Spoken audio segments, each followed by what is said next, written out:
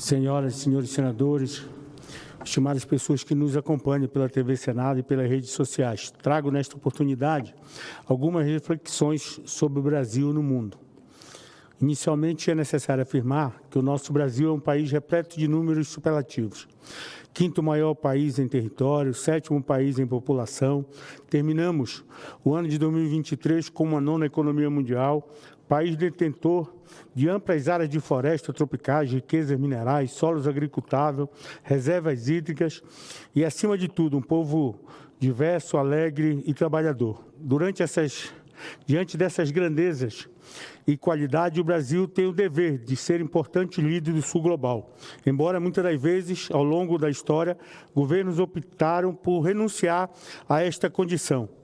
Nos governos do PT, a política sempre foi de exercer o papel de líder, pautado por uma política externa ativa e altiva, contribuindo, assim, decisivamente na construção e fortalecimento de importantes iniciativas, como os BRICS, o Mercosul, o G20, além de diversas iniciativas de cooperação internacional, em especial com países do continente africano.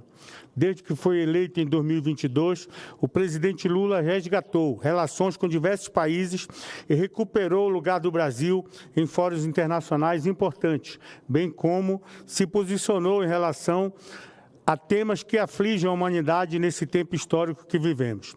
O Brasil voltou ao cenário internacional e, como marcas dessa volta, destacamos em especial dois processos centrais. O primeiro é a realização da COP30 em Belém, a primeira conferência a ser realizada na Amazônia, e o segundo processo que destaco é a presidência do G20, a ser exercida pelo Brasil neste ano de 2024. O G20 nasceu em 99 com o propósito declarado de ser um fórum das principais economias do planeta, visando fazer frente às crises econômicas globais e aumentar o grau de legitimidade da governança global, dada a influência dos mecanismos institucionais e da crescente importância dos países emergentes. Os países que compõem o G20 representam cerca de 85% do produto interno bruto global, mais de 75% do comércio mundial e cerca de 2/3 da população do planeta.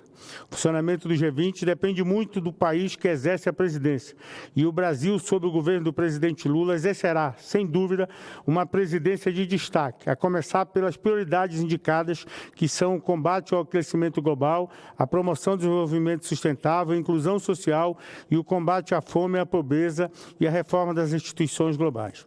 Estes três temas convergem tanto com o capital diplomático do país, a partir de suas capacidades e fortalezas, quanto com a orientação da política externa do governo Lula em busca pela autonomia pragmática, visando recolocar o Brasil como ator relevante e influente nas relações internacionais. Compreendemos as escolhas das prioridades acertadas. No que se refere ao clima, todos os dados de monitoramento indicam uma situação alarmante. Fenômenos climáticos externos, populações desalojadas, perda de safras, enchentes, onda de calor, queimadas, enfim. Embora alguns insistam, não é possível negar as mudanças climáticas e seus impactos sobre a população. A economia e o equilíbrio do meio ambiente é urgente enfrentar as causas do aquecimento global e atuar para mitigar seus efeitos. Preservar as florestas e garantir vida digna à população que reside nessas regiões. É preciso compreender que temos uma casa comum, que o esforço deve ser global e proporcional à riqueza acumulada em cada país. Neste sentido, esta prioridade definida no âmbito da presidência do Brasil no G20 está diretamente combinada com a realização da COP30 em Belém. Compreendemos que em uma agenda de desenvolvimento sustentável não é um empecilho, muito antes é uma grande oportunidade para a população da Amazônia e uma grande oportunidade para o Brasil de se colocar na vanguarda da transição ecológica. Podemos afirmar, com toda a convicção, que estamos diante da possibilidade de converter a ameaça de crise em oportunidade, e a COP30 será espaço privilegiado para essa construção. Com relação à segunda prioridade definida pelo Brasil na presidência do G20, ressalto que a prática brasileira demonstrou de forma inequívoca que, quando o povo deixa de ser enganado enxergado como problema, Quando se constrói políticas efetivas de combate à fome e à pobreza, há um ganho generalizado, expresso em diversos indicadores econômicos e sociais. Estão aí o Bolsa Família, o ProUni, Minha Casa Minha Vida, Programa de Aquisição de Alimento, entre outras políticas públicas exitosas que são referência no mundo. Combater a concentração de renda por um lado e a pobreza pelo outro é ação elementar nesses tempos estranhos em que os 5 homens mais ricos do mundo viram suas fortunas mais que duplicar, enquanto 5 bilhões de pessoas empobrecem. Aqui no Brasil, a pessoa mais rica possui uma fortuna equivalente à metade da população mais pobre do país. Tamanha concentração de renda e riqueza se expressa na sua forma mais cruel, a fome.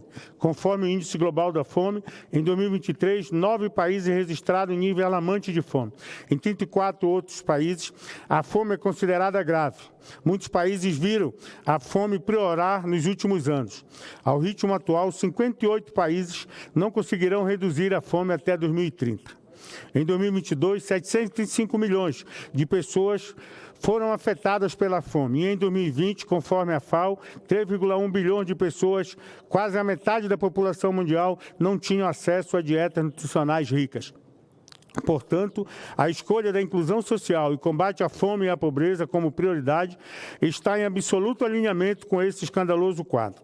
Por fim, no que se refere às instituições globais, é evidente a ineficiência dos instrumentos econômicos e políticos como ONU, FMI, Banco Mundial, OMC, entre outros instrumentos e instituições multilaterais que não expressam a realidade do mundo atual, não expressa os avanços econômicos, sociais e políticos ocorridos nos últimos 80 anos, resultando na incapacidade de negociar saídas adequadas aos conflitos existentes, resultando na morte de milhares, talvez milhões de inocentes, bem como em prejuízo econômico decorrente da ineficiência gerada pela agenda econômica, muitas das vezes de caráter predatório, exercida pelas potências em relação aos países pobres, aos chamados emergentes. Assim, não resta dúvida da necessidade de reforma das instituições globais.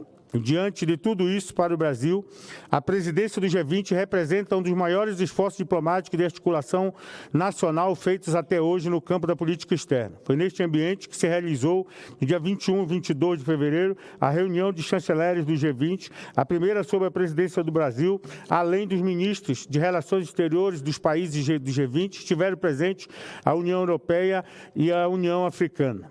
A reunião foi precedida de visita do presidente Lula ao continente africano, na ocasião em que o presidente fez duras críticas ao governo de Israel pela resposta desproporcional que vitimou dezenas de milhares de civis, em especial crianças e mulheres, impedindo ajuda humanitária e confirmando a população palestina em um quadro absolutamente desumano.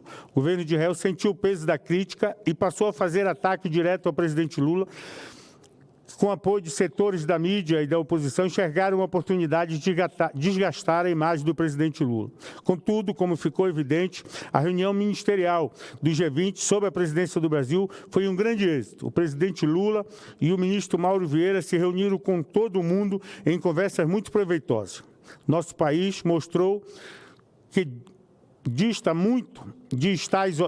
muito de estar isolado, como estava no passado com Bolsonaro. Com a liderança brasileira, este grupo estratégico debateu o que realmente importa ao planeta: combate à pobreza e à desigualdade, combate às mudanças climáticas e reforma na governança global. O Brasil deu o seu recado: precisamos de uma ordem mundial mais justa e sistêmica, multipolar, pacífica e assentada em regras multilaterais respeitadas. Há amplo consenso no G20 em torno da agenda prioritária proposta pelo Brasil. Obviamente, sabemos que as propostas do que fazer aguardam distintas perspectivas e muito trabalho e articulação política terão de ser feitas para que, ao fim deste ano, tenhamos resultados concretos. Nossa diplomacia marcou um golaço. O Brasil voltou e voltou com tudo. Desejamos ao nosso diplomata, ao ministro Mauro Vieira, ao presidente Lula, muita força, disposição e energia para avançarmos de forma decisiva nas agendas definidas como prioritárias. O mundo precisa dessas agendas, e que em novembro de 2024, na cidade do Rio de Janeiro, onde acontecerá a cúpula de líderes do G20, possam ser assinadas os acordos negociados ao longo do ano, apontando os caminhos e as possíveis soluções para o desafio global. Por fim, queria, nessa Semana das Mulheres, na sexta-feira, que teremos Dia Internacional das Mulheres, homenagear a mulher de todo o Brasil, um dia de luta, um dia histórico e um dia em que iremos comemorar os avanços, mas que ainda há muito a ser feito. O governo tem feito muitas políticas que vão ao encontro, inclusive com resgate do Ministério, de políticas específicas para as mulheres, mas nós precisamos trabalhar muito ainda para que as políticas avançam para essa que é a maioria da nossa população. Obrigado, senhor presidente.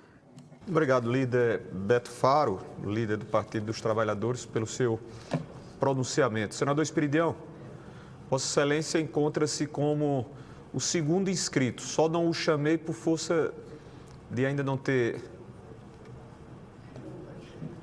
Girão, senador Eduardo Girão, dificilmente não estaria, né? Ah, tá certo. Então, tudo bem. Senador Eduardo Girão, se Vossa Excelência assim aquece a essa gentileza do senador Esperidião.